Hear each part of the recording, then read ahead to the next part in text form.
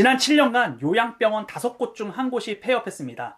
조금 충격적인 숫자죠. 2019년에는 전국에 요양병원이 1577곳이나 있었어요. 근데 2026년에는 1299개까지 줄어들었습니다. 무려 278곳이라는 요양병원이 문을 닫은 겁니다.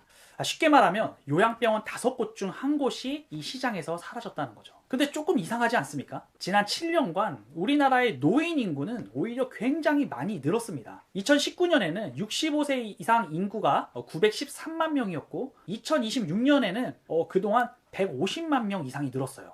근데 이렇게 노인은 늘어나는데 노인을 돌보는 요양병원은 줄어들었다는 겁니다. 자, 왜 이런 일이 일어났을까요? 저는 이게 단순히 요양병원만의 문제가 아니라고 봅니다. 앞으로 우리나라 병원 시장에 전반적으로 나타날 수 있는 아주 중요한 신호라고 생각합니다. 자, 한번 생각해 보겠습니다.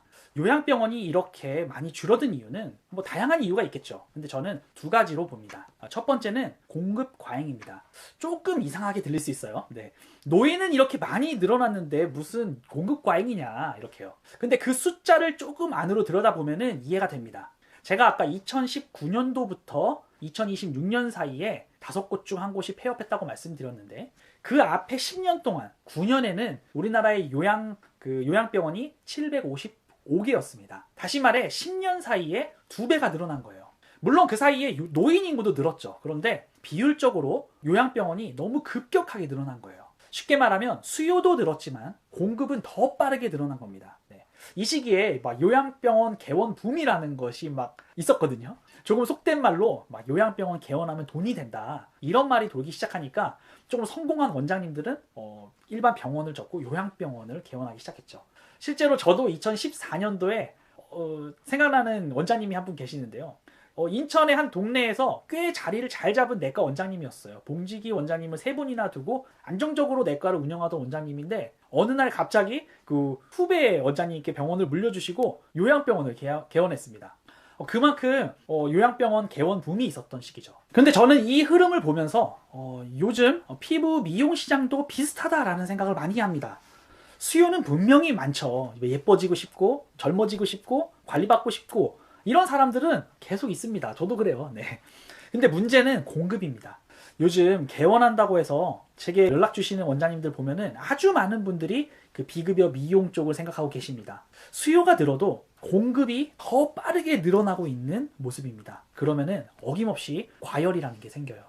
그리고 이 공급 과열의 시장에서는 보통 2가지 반응이 나옵니다. 네. 하나는요, 서비스를 더 개선해서, 서비스를 더 뾰족하게 개선해서 우리만의 차별화 서비스를 만드는 거예요. 요양병원에서도 치매 전문, 재활 전문, 투석 전문 등으로 환자와 보호자가 선택할 수밖에 없는 분명한 이유를 만드는 요양병원들이 그 사이 많이 생겼습니다. 그리고 그곳들은 여전히 지금도 잘 되고 있습니다. 왜냐하면 환자들이 왜 이 병원을 선택해야 되는지에 대한 분명한 이유를 제시해주기 때문이죠. 그런데 대부분의 반응들은 다른 반응으로 갑니다. 대부분의 병원들은 다른 반응으로 가요. 어떻게 가냐? 광고와 마케팅비를 더 늘려서 고객을 더 유치하는 쪽으로 집중합니다. 네. 그래서 신환이 줄었어요. 매출이 줄었어요. 광고를 어떻게 해야 될지 모르겠어요. 마케팅을 어떻게 해야 될까요? 이런 고민들이 이 시기에 많이 생기죠. 자, 물론 광고와 마케팅이 필요 없다는 말은 아닙니다. 하지만 공급 과잉 시장에서 모든 병원이 광고비를 더 쓰기 시작하면 결국 병원은 점점 더 힘들어집니다. 왜냐하면 광고비는 올라가는데 병원이 벌 수 있는 돈은 마음대로 올라가지 않습니다. 바로 여기에서 요양병원이 문을 닫는 이유가 나오거든요. 자, 요양병원이 문을 닫는 두 번째 이유는요, 바로 수가의 문제입니다. 쉽게 말하면 결국 돈의 문제인 거죠. 일반적으로 사업을 하면은 원가, 인건비, 운영비, 이런 것들을 다 계산해서 그 위에 이익을 붙여서 가격이라는 거를 정합니다. 그쵸? 근데 병원은 조금 달라요. 건강보험이 적용되는 영역에서는요, 병원이 가격을 마음대로 정할 수가 없습니다. 요양병원도 마찬가지입니다. 환자 한 명당 받을 수 있는 금액이 어느 정도 정해져 있어요. 마치 동네 병원처럼요. 감기 진료를 간다거나 배가 아파서 진료를 보든 치질 수술을 하든 건강보험이 적용되는 영역에서는 병원이 가격을 마음대로 올리기가 어렵습니다. 게다가 병원에서 하루에 볼 수 있는 환자의 수는 정해져 있죠. 의사 한 명이 하루에 뭐 100명을 본다? 그럼 정말 엄청 많이 보는 거거든요. 그 이상은 진료의 질을 유지하기가 어렵습니다. 그래서 병원의 매출은 어느 정도 상한선이라는 게 생깁니다. 그런데 공급은 늘고, 그리고 광고비는 오르고, 인건비도 오르고, 임대료도 오르고, 재료비도 오릅니다. 게다가 요양병원이라면 뭐 식자재비도 오르고, 뭐 간병 관련비도 오르고, 시설 관리비도 오르고, 다 올라요. 모든 게 다 오릅니다. 그런데 받을 수 있는 돈은 크게 늘지 않습니다. 그러니까 나가는 돈은 많아지는데 수익이 계속 늘어나는 구조가 아니라는 거죠. 그러면은 그 병원은 여전히 바쁜데 남는 돈이 없잖아요. 와, 그러면은 진짜 문제가 여기서부터 발생됩니다. 뭐냐면 결국 환자 경험이 무너지기 시작한다는 겁니다. 직원을 더 뽑기 어렵죠. 교육에 투자하기도 어렵죠. 시설을 개선하기도 당연히 어렵습니다. 환자 한 명 한 명에게 설명하는 시간들도 당연히 줄어들죠. 그러면 그 환자와 보호자는 사실 바로 느낍니다. 자, 여기 뭔가 정신이 없네. 야, 직원들이 뭔가 좀 지쳐 보인다. 설명이 너무 부족하네. 요양병원이라면 자녀들이 내 부모님을 정말 잘 돌봐줄 수 있을까? 이런 느낌이 쌓이게 되는 거예요. 그러면 환자는 다시 그 병원에 오지 않습니다. 다른 사람에게 당연히 소개도 하지 않죠. 그러면 그 병원은 다시 신규 환자를 데려오기 위해서 광고비를 더 늘리는 거예요. 네. 광고비를 더 쓰면 지출이 늘어났으니 어떻게 되죠? 수익은 또 줄어들죠. 수익이 줄어들면 서비스에 투자하기가 더 어려워집니다. 야, 이게 정말 악순환이죠. 근데 저는 지금 요양병원에서 나타나는 이 문제가 앞으로 다른 병원 시장에도 충분히 나타날 수 있다고 봅니다. 특히 지금 비급여 미용 시장은요, 이 흐름을 정말 조심해서 잘 봐야 됩니다. 자, 수요가 있다고 해서 그 모두가 잘 되는 게 절대 아니거든요. 그럼 어떻게 해야 되느냐? 답은 뻔합니다. 그런데 뻔한 게 정답일 때가 많습니다. 공급 과잉 시장에서는 병원이 살아남으려면 신규 환자를 데려오는 마케팅에만 매달리면 절대 안 됩니다. 그 환자가 우리 병원을 경험하고, 그리고 만족하고, 다시 오고, 그리고 다른 사람에게 소개를 만드는 그 구조를 만들어야 됩니다. 저는 이걸 병원 시퀀스 4 이론이라고 말하거든요.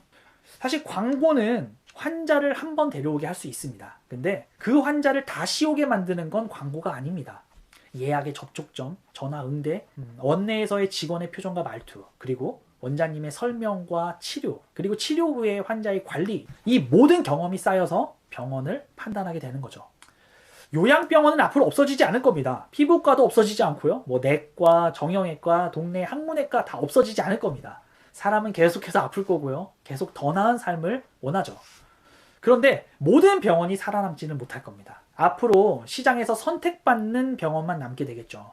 만약 이 영상을 보시는 분들이 이 요양병원에 부모님을 모시려고 하는 자녀분들이라면 저는 그 병원의 그 광고와 마케팅만 보지 말라고 말씀드리고 싶어요.